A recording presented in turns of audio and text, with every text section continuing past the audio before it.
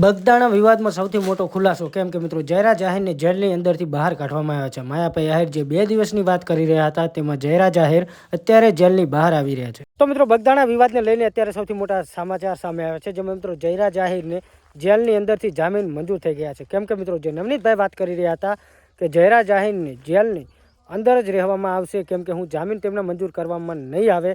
તો મિત્રો આ વિશે સૌથી મોટો ખુલાસો બહાર આવ્યો છે, જેમાં મિત્રો જયરાજ આહિરને અત્યારે જામીન અરજી મંજૂર કરવામાં આવી છે અને તેઓ ફરી પોતાના પરત ઘર ફરી રહ્યા છે। કેમ કે મિત્રો જે સોશિયલ મીડિયાની અંદર 1 મહિનાથી વિવાદ ચાલી રહ્યો હતો જે જયરાજ આહિર બગદાણા વિવાદનું, એમાં સૌથી મોટા તાજા સમાચાર સામે આવી રહ્યા છે।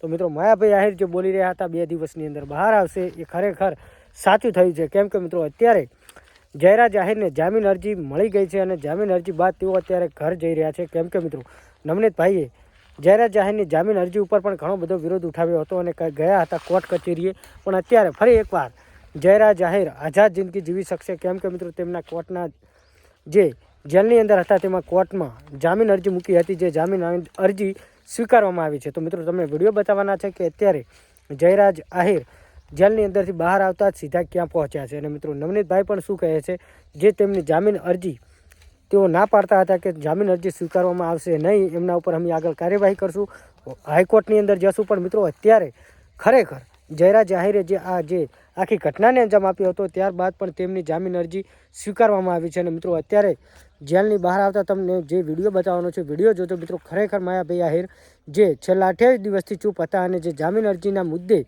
તેમને વાત કરી હતી અને નવનીતભાઈ પણ બોલ્યા હતા કે જામીન અરજી જો સ્વીકારવામાં આવશે તો અમે હાઈકોર્ટની અંદર જશું અને અપીલ કરશું।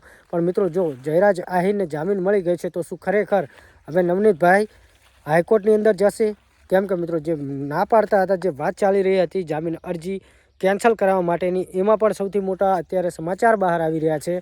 મિત્રો જયરાજ આહિરે જે આખી ઘટનાને અંજામ આપ્યો હતો ત્યારબાદ પણ તેમને જામીન મળી ગયા છે અને મિત્રો ખરેખર એમની સાથે જેટલા પણ લોકો હતા, 8 લોકો હતા, એમને પણ જામીન અરજી સ્વીકારવામાં આવી છે। તો મિત્રો અત્યારે જે વિડીયો વાયરલ થયો છે તમને વિડીયો બતાવવાનો છું મિત્રો। ખરેખર જે નવનીતભાઈ પણ જે જામીન અરજી મળી છે તેની બહાર નવનીતભાઈ પણ હાજરમાં હતા અને આ વિશે નવનીતભાઈ શું કહેવા માગે છે અને જયરાજ આહિર જામીન મળ્યા બાદ પહેલાં ક્યાં પહોંચ્યા છે અને જેલની બહાર જતો તેમનો એક વિડીયો વાયરલ થઈ રહ્યો છે, જે તમને વિડીયો બતાવો। બાકી આ વિશે તમારે શું કહેવું છે કમેન્ટ કરજો।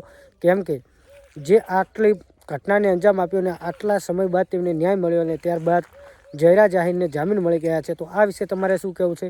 અને માયાભાઈ આહિર જે આટલા દિવસ સુધી ચૂપ હતા અને છતાં તેમના દીકરાને જામીન મળી ગયા છે, તો આ વિશે તમારે શું કહેવું છે કમેન્ટ કરજો। બાકી અત્યારે વિડીયો વાયરલ થઈ રહ્યો તે વિડીયો જુઓ અને આ વિશે તમે શું કહેશો કમેન્ટ કરજો। બાકી જે નવનીતભાઈ આ વિશે શું બોલ્યા છે એ પણ વિડીયો આરોપીઓ છે એમને જે જામીન અરજી મૂકી છે એમની વિરુદ્ધમાં અમે વાંધા રજૂ કરવા નામદાર કોર્ટમાં હાજર થયા છીએ અમારી લીગલ ટીમ સાથે, અને જે જામીન એના મંજૂર થશે તો પણ અમે આગળ જે હાઈકોર્ટ સુધી જવાના છીએ।